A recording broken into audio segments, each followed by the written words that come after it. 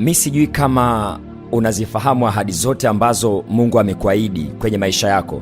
Sina uhakika sana, na hii ni kutokana tu na ile hali ya kusoma neno, ile hali ya kumtafuta Mungu kwa bidii. Ukiwa hauna utaratibu wa kueleweka wa kumtafuta Mungu kwa bidii, nataka nikueleze tu wazi na nikwambie tu ukweli ya kwamba kuna ahadi nyingi sana kwenye maisha yako ambazo Mungu ameahidi kwako. Unaweza usizipate ama unaweza usiziishi sawasawa na yeye alivyokusudia. Na mimi katika kuendelea kutafakari, lakini pia kufuatilia kwa undani zaidi, ninaposoma neno la Mungu, nimekutana na ahadi nyingi sana za Mungu ambazo wakati mwingine wewe mwenyewe unashangaa, kumbe na hiki kipo, kumbe na hiki kipo, kumbe na hiki kipo. Lakini kwa sababu watu wengi wanashindwa kuelewa namna ya kuzijua kanuni na ahadi za Mungu na namna ya kuziishi, wamejikuta wanaishi chini ya viwango, na hata Mungu akikuangalia, akiangalia maisha yako, anashangaa. Unajua kwa nini anashangaa? Kwa sababu unaishi chini ya viwango. Vile ambavyo alikutarajia uishi umekuwa tofauti kabisa. Vile ambavyo alitegemea utaishi ama alitegemea atakuona unavyoishi imekuwa ni tofauti, kwa sababu ahadi nyingi hauzijui, lakini pia ikitokea unazijua haujui namna ya kuziishi. Na hapo ndo tunapishana na watu wengi sana. Bwana Yesu atusaidie sana. Imagine katika andiko la Kumbukumbu la Torati kuna kitu nataka nikuonyeshe. Kwenye Kumbukumbu la Torati ukiangalia sura ya 7, Kumbukumbu la Torati sura ya 7 mstari wa 15, nataka tu nikuonyeshe. Na bahati nzuri tumekuwa na ratiba nzuri sana ya kuomba kwa habari ya magonjwa ambayo yapo kwenye miili yetu, magonjwa ambavyo yanatakiwa yatoke, vile ambavyo hatutakiwi kuwa wagonjwa, kwa sababu mwili wako ni hekalu la Roho Mtakatifu. So imagine hekalu la Roho Mtakatifu linaumwa, litafanyaje kazi? Kwa unatakiwa uelewe wazi kabisa kwamba sio mpango wa Mungu wewe kuumwa, kwa sababu hilo hekalu la Roho Mtakatifu ambalo ni mwili wako linatakiwa litumike kwa kazi ya Mungu, litumike kwa shughuli ya Mungu. Sasa hilo hekalu ndo limelazwa hospitali, hilo hekalu ndo limelala kitandani, linaumwa kila siku, hilo hekalu ndo linaumwa HIV, hilo hekalu ndo limeparalyze. Unaweza ukajiuliza tu haya maswali machache na ukapata tu uelewa ya kwamba kazi ya msalaba ilikuwa ni kwa ajili ya kuondoa dhambi, lakini pia kuondoa magonjwa, na ndio maana kwa kupigwa kwake sisi tumepona. Lakini nimejaribu kukuelewesha tu wazi ya kwamba uponyaji unapatikana kwa njia ya imani, na ndio maana katika maeneo yote Yesu anasema nenda, imani yako imekuponya. Yesu anatazama imani, anawaponya watu, anatazama imani, anawaponya watu. Kwa ni swala la imani, lakini zaidi sana nimekuonyesha tu ya kwamba imani inazalisha uponyaji katika mwili, ambao uponyaji umeanzia rohoni. Yani chochote ili uweze kukitranslate ama ukitafsiri kutoka rohoni kuja mwilini, lazima imani itumike hapa katikati. Kwa sababu baraka, Yohana anaandika, anasema mpenzi, naomba ufanikiwe na kuwa na afya yako kama vile roho yako. Manake kumbe kinachotangulia kwenye mafanikio ama kwenye baraka zetu kinaanzia rohoni. Sijui unaelewa? Manake hata uponyaji unaanzia rohoni. Sasa ili uponyaji utoke rohoni uje mwilini, hapa katikati inahitajika imani. Hapa katikati inahitajika imani. Moja kati ya kauli tata sana ambayo Mungu aliitamka kwenye maisha yetu, moja kati ya kauli nzito ambayo Mungu aliisema kwenye maisha yetu ni hii ambayo inapatikana kwenye kitabu cha Kumbukumbu la Torati sura ya 7 mstari wa 15. Mimi naitwa Pastor Innocent Mashauri, na haya ni maarifa ya kimungu kupitia madhabahu ya Siri za Biblia. Tuko hapa kwa ajili ya kukusaidia maisha yako ya kiroho yanyooke. Tuko hapa kwa ajili ya kukusaidia maisha yako ya kuendelea kumtafuta Mungu yawe mepesi. Kuna watu wanadhani kumtafuta Mungu ni kazi sana, ni shughuli sana. No, ni wewe tu kuwa tayari. Mungu anatafuta utayari wa mtu. Hayo mambo mengine yeye anayashughulikia, lakini moyo wako uko tayari? Bwana Yesu asifiwe. Wengine mna struggle, mnahangaika, lakini bado hamjawa na utayari ndani yenu. Kwa unaweza ukasema unamtafuta Mungu, lakini in a serious way ndani yako hauko tayari, hauko tayari katika kumtafuta Mungu, na ndio maana unashindwa kupata mpenyo, breakthrough ya kumtafuta Mungu. Lakini ukiweka utayari, Mungu anaangalia nia. Kwa nia mtu hukubaliwa. Mungu anaangalia nia kwanza. Nia yako ikionyesha unamtaka Mungu na unamhitaji Mungu, Mungu atatengeneza namna ya kukusaidia ili uweze kumtafuta na kumpata kiurahisi. Bwana Yesu asifiwe. Kwa lengo letu hapa madhabahuni tunaifanya hiyo kazi. Tunaweza tukakushauri, tukakuombea, tukaomba pamoja na wewe na tukaliachilia neno ambalo linaweza likakuvusha. Sometimes upo kwenye mazingira yaliyokwama, unaweza ukawasiliana na sisi, wala usisite kabisa. Namba ya madhabahuni ni 0758708804. Mimi naitwa Pastor Innocent Mashauri, na haya ni maarifa ya kimungu kupitia madhabahu ya Siri za Biblia. Kauli tata ambayo Mungu aliitamka, kauli tata ama nzito ambayo Mungu ameitamka, na huenda haujaielewa ama huenda hauiishi na umejikuta unaishi chini ya kiwango. Imagine neno la Mungu linasema hivi: na Bwana atakuondolea ugonjwa wote, wala hatatia juu yako maradhi yoyote mabaya uyajuayo ya Misri, lakini atayaweka juu ya wote wakuchukiao. Hii ni Swahili version.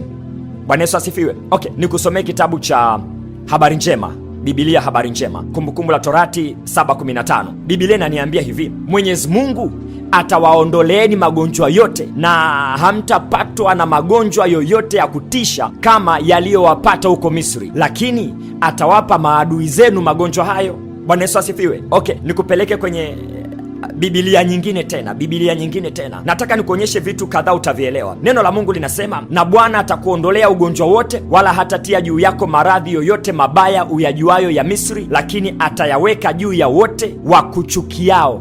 Unataka nikusomee version nyingine? Kumbukumbu la Torati 7:15, Biblia takatifu ya 2025, Biblia ya Neno. Andiko linasema hivi: Bwana atawakinga na kila ugonjwa. Mungu hatatia juu yenu ugonjwa wowote mbaya mlioufahamu huko Misri, lakini atatia ugonjwa juu ya wale wote wanaokuchukia. Imagine kuna mtu anakuchukia, manake ugonjwa utampata yeye. Yeyote anayekuchukia ama adui yako yoyote anatakiwa kuumwa. Yaani mtu tu akisema leo hii anakuchukia anatakiwa kuwa mgonjwa. Mtu akisema leo hii akupendi anatakiwa kuwa mgonjwa. Mtu leo hii akienda kinyume na wewe anakuwa mgonjwa. Hii ahadi umewahi kuisikia wapi? Hii ahadi umewahi kuiona lini kwenye maisha yako? Unajikuta watu wengi sana wanakuchukia kwenye maisha yako. Unajikuta una maadui wengi sana alafu wanaendelea kula bata. They are very comfortable kukuchukia. No, hiyo haipo kwangu. Mimi yeyote anayenichukia lazima aumwe. Yeyote ambaye anasimama kuwa adui yangu lazima aumwe. Naongea ukweli. Najaribu kukueleza vitu ambavyo unatakiwa kuvielewa. Manake ni kwamba mtu yoyote ambaye atatake riski kwa ajili ya kufanyika adui kwako anatakiwa alazwe kitandani. Ikiwezekana apeleke hospitali kabisa. Hakuna mchezo. Na haya sio maneno ya Pastor Innocent Mashauri. Haya sio maneno labda ya mchungaji wako kanisani kwako. Haya ni maneno ambayo Mungu mwenyewe ameyatamka kwenye Kumbukumbu la Torati. Labda nirudie tena kukusomea, tutaelewana vizuri. Kumbukumbu la Torati 7:15. Bwana atawakinga na kila ugonjwa. Mungu hatatia juu yenu ugonjwa wowote mbaya mlioufahamu huko Misri, lakini atatia ugonjwa juu ya wale wote wanaokuchukia. Imagine. Na sehemu nyingine, maandiko mengine anasema atawapa maadui zenu magonjwa hayo. Manake wewe hautakiwi kuumwa, lakini anayetakiwa kuumwa ni adui yako. Wewe hautakiwi kuwa mgonjwa, anayetakiwa kuwa mgonjwa ni anayekuchukia. Wewe hautakiwi kupata maradhi yoyote, anayetakiwa kuwa na hayo maradhi ni yule anayeenda kinyume na maisha yako. Manake leo hii mimi nakutangazia tu, maamuzi yanabaki kwako. Ukitaka iwe inakuwa. Lakini kwa upande wangu mimi ambaye ni mchungaji wako ama ambaye unanisikiliza sasa hivi, nakwambia tu ukweli, usije ukajichanganya ukanichukia, usije ukajichanganya ukawa adui yangu, kwa sababu unaweza ukalala kitandani na labda hata usiamke tena. Unaweza ukalala kitandani ukapelekwa hospitali na labda usirudi nyumbani. Ile tu unanichukia mimi mcha Mungu, ile tu unanichukia mimi ambaye ninafuata sheria za Bwana, mimi ambaye nimesimama katika kweli ya Kristo. Ikitokea umenichukia, unaweza ukapotea. I'm telling you. Na hii inaenda na kwenye maisha yako pia. We simama tu na Bwana, utaona matokeo. Amua tu kumfuata Mungu kwa miguu yote miwili. Acha tu kuwa mtu wa kuingia na kutoka, Nisikilize, ukimshika Mungu vizuri, ukalishika neno lake, ukaishi sawasawa na sheria zake na taratibu zake, na kwambia ukweli, wote wanaokuchukia wataumwa. Wote wanaokaa upande tofauti na wewe watakuwa wagonjwa. Wote wanaojifanya kuwa ni maadui zako watalazwa vitandani. Yale magonjwa yote ya Misri unayoyajua na usiyoyajua, magonjwa yote yatawapata. Unajua kwa nini yanawapata? Kwa sababu yanamchukia mtu anayempenda Mungu. Kwa ile tu unampenda Mungu na unakaa vizuri na Mungu, wale maadui zako lazima waumwe. Kabla hatujawaombea mabaya mengine, kabla hatujawaombea kufilisika kwenye biashara zao, kabla hatujawaombea watoto wao kuangamizwa, kabla hatujawaombea mabaya ya aina yoyote, kinachotangulia ni hiki: lazima walale vitandani. Nani yuko tayari kumwona yule adui yake ambaye anamtesa kazini akilala kitandani? Nani yupo tayari kumwona yule adui ambaye anakutesa pale ofisini, yule ambaye anahakikisha haufanikiwi kwenye biashara yako? Yani amesimama kinyume, na amekuwa sio adui wa siri tu, amekuwa pia ni adui wa hadharani. Yani anajitapa mbele za watu ya kwamba yule haniwezi, ya kwamba huyu haniwezi, lazima nitakutoa kwenye hiyo ofisi, lazima nitakushusha cheo, lazima nitakudhulumu, sitakupa haki yako, lazima nitakunyang'anya hicho kiwanja, lazima nitakuondolea hiki, lazima. Anajitapa mbele yako, alafu wewe tu unatokwa na machozi. No, kama unatokwa na machozi na una haki kabisa. Hii hapa una ahadi ambayo Mungu ameweka mbele yako, ya kwamba yoyote ambaye anajifanya kuwa adui yako, yeye atapigwa na magonjwa na analala kitandani, na lazima alale kitandani. Mimi nasikitika sana nasikitika sana, na naongea ukweli, nasikitika sana. Wale watu ambao watajifanya wanakuchukia, wale watu ambao watajifanya wanaenda kinyume na wewe, eti wanajigeuza kuwa maadui zako, watajuta kukufahamu, watajuta kukufahamu. Kwa hili andiko labda lingekuwa halijaandikwa, lakini limeandikwa na tunalisoma, na Biblia inaeleza ukweli. Hii ni sauti ya Mungu, na Mungu anasema na maisha yetu. Wewe unajifanya unanichukia mimi, unataka nifukuzwe kazini, unataka niondolewe kazini, unataka biashara yangu iporomoke, unawachukia watoto wangu, unayachukia maisha yangu. Listen to me, utalala kitandani. Badilika mapema, badilika mapema. Ni bora tu unipende uwe salama, bora tu unipende, yani nipende tu uwe salama, lakini usigeuke ukawa adui yangu. Na huu ujumbe ninautuma kwa maadui zako wote, ninautuma kwa maadui zako. Wapo watu wanakupiga vita kazini na wewe unawajua kabisa. Wapo watu wanakusema vibaya kazini, wapo watu wanakunenea mabaya kazini, wapo watu wanakuzungumzia vibaya kazini. Listen to me, yani ninakueleza tu wazi ya kwamba ndani ya huu mwaka wanaweza wakakutana na changamoto nzito ya magonjwa na watajuta kukufahamu. Wasipobadilika, wasipobadilika, wakijifanya wao ndo makonkodi kwa uadui, wakijifanya wao ndo wataalamu kuchukia watu, eti wao ndo wataalamu kufukuza watu kazini, wao ndo wataalamu kushusha watu vyeo, wao ndo wataalamu kudhulumu watu, wakijichanganya mbele yako, wakijichanganya kwenye 18 za kwako, wewe ambaye unampenda Mungu, wakijichanganya kwako, watalala vitandani na tutawaona tu wanapeleka hospitali wanarudishwa, wanapeleka hospitali wanarudishwa. Watakutana na maajabu ya magonjwa ambayo hawajawahi kukutana nayo. Wamegusa tofauti, wamegusa tofauti, wamegusa tofauti, wamegusa tofauti. You hate me, you sick. Unanichukia unaumwa, unanichukia unaumwa. Yani ni hivyo tu, hivyo tu, wala hata sina formula nyingine, sina kanuni nyingine. Just you hate me. Unachagua kunichukia, basi chagua kuumwa. Unachagua kunichukia, chagua kuumwa. Hii ni kauli tata ambayo Mungu ameiachilia kwenye maisha yako. Receive it in Jesus name. Receive it. Maadui zako ninakwambia ukweli, utawatazama kwa macho yako, na hata sio muda mrefu wewe utarudi madhabahuni kushuhudia. Utakuja kuniambia Pastor Inoe yupo tayari ameshalazwa, Pastor Inoe yupo fulani ameshalazwa, Pastor Inoe yuko huyu fulani ameshalazwa, alikuwa ananichukia kazini, alikuwa ananichukia kwenye biashara, na huyu hapa ameshadondoka tena, na huyu hapa amekutana na ugonjwa haueleweki tena, magonjwa hata hayaonekani hospitali. Pastor Inoe yuko mwingine tena, huyu huku alikuwa ananichukia na familia yangu. Pastor Inoe yuko huyu alikuwa anachukia ndoa yangu, sasa hivi anaumwa, yupo kitandani, wamempeleka hospitali usiku. Ninakueleza ukweli, kama ambavyo Mungu anaishi na kwa kadiri Mungu aishivyo, maadui zetu wote watapata na magonjwa hawataamini, watapatwa na maradhi hawataamini.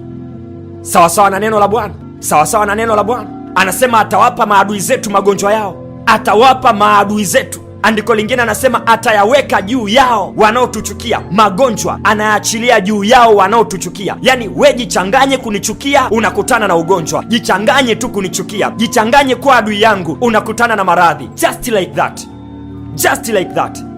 Bwana Yesu asifiwe. Just like that. So chaguo ni moja tu, unanichukia ama unanipenda. Yani bora tuishi kama haunijui kuliko kujifanya unakuwa adui yangu, alafu kwa bahati mbaya niwasaidie watu. Unajua wengine wamekuwa wakibebeshwa ubaya, wanabebeshwa ubaya. Yani unakuta wewe haupatani na mtu fulani, alafu watu wengine tena wanaungana na yule mtu, eti ukijifanya wanakuchukia pamoja, wanaamua kuungana pale ofisini, eti wanakuwa kinyume na wewe. Na wale ndo watakutana na hatari, watajuta. Watakuja kukueleza mambo yote ambayo huwa wanakaa kwenye vikao vya siri, watakuja kukueleza mambo yote, watakuja kukueleza na watakuja kukiri mbele yako. Wapo watu tu wanabambikiwa tu, unamchukia mtu bila sababu. Yani unamchukia mtu kwa sababu na yeye, we rafiki yako anamchukia fulani, eti na wewe unaungana na yule kumchukia, wakati hata hajakutendea chochote kibaya, hata hajakueleza chochote kibaya, hata hamjawahi kukwazana popote, lakini unainuka tu na kusema okay, kwa sababu rafiki yangu anakuchukia na mimi nakuchukia, kwa sababu ndugu yangu anakuchukia na mimi nakuchukia. Jichanganye kwenye hizo vita, jichanganye. Utalala kitandani na magonjwa hautaamini, utapigwa na magonjwa ya Misri hautaamini. Na hili ni neno la Bwana, na neno la Bwana obvious ni lazima litimie. Mimi hata sipunguzi chochote na wala siongezi chochote. Ninasimama kwenye Kumbukumbu la Torati sura ya 7 mstari wa 15, na Bwana ataniondolea mimi magonjwa yote, wala hatatia juu yangu maradhi yoyote mabaya ninayoyajua ya Misri, lakini hayo magonjwa atayaweka juu ya wote wanaonichukia. Jichanganye kunichukia, ukutane na magonjwa. Jichanganye kunichukia,